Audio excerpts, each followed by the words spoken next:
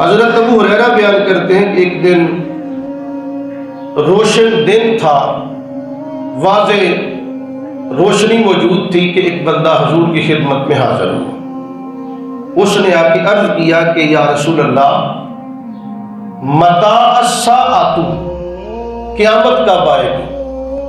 تو حضور نے ارشاد فرمایا کہ مل مسئول عنہا بأعلم من السائل، اے سوال کرنے والے سے زیادہ مسئول نہیں جانتا۔ مطلب یہ تھا، حضور اس کو یہ بتانا چاہتے ہیں کہ جتنا قیامت کے بارے میں تو جانتا ہے اتنا میں جانتا ہوں۔ اس کا مطلب ہرگز یہ نہیں کہ حضور کو علم نہیں تھا قیامت کا۔ حضور اس تفصیل میں نہیں پڑھنا چاہتے تھے۔ اگر سرکار بتاتے نا کہ قیامت فلاں تاریخ کو، فلاں سال کو، فلاں دن کو آئے گی، تو لوگ اس کے بارے میں پھر طرح طرح کے سوالات کرتے۔ اس لیے میرے کریم آقا نے اس باب کو بند ہی رکھا۔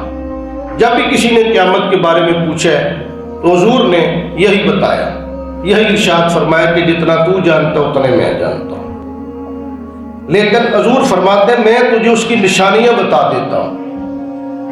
اس صحابی نے عرض کیا جی حضور بتائیں۔ تو سرکار نے پہلی نشانی بیان کی کہ اذا ولدت الامۃ ربتہا، جب لونڈی اپنے آقا کو جنے گی۔ اس کے دو معنی ہیں۔ ایک معنی تو یہ ہے کہ آقا اپنی لونڈی سے ہم بستری کرے گا تو اس سے بچہ پیدا ہوگا۔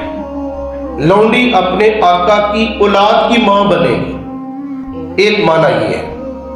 دوسرا معنی یہ ہے کہ ماں جو ہے وہ اولاد کے لیے نوکر بن جائے گی۔ اولاد والدین کو غلاموں کی طرح رکھے گی۔ جس طرح غلام محتاج ہوتا ہے اپنے آقا کا، اپنے آقا کے ظلم و ستم کا شکار ہوتا ہے، حضور کے حدیث کا مطلب یہ ہے کہ ایک وقت آئے گا کہ اولاد والدین پہ ظلم کرے گی، اولاد والدین کے لیے سردار اور آقا بن جائیں گے۔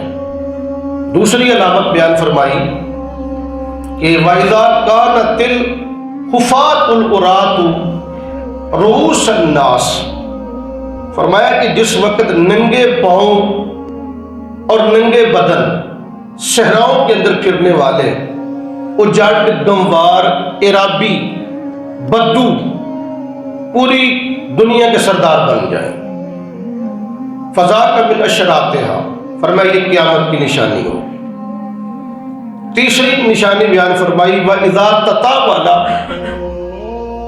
رُعَاءُ الْغَنَمِ، جب بکریاں چرانے والے بڑی بڑی بلڈنگوں کے اندر فخر کریں گے، بڑی بڑی عمارتوں کے اندر وہ فخر کریں گے، ایک دوسرے میں مقابلہ بازی ہوگی۔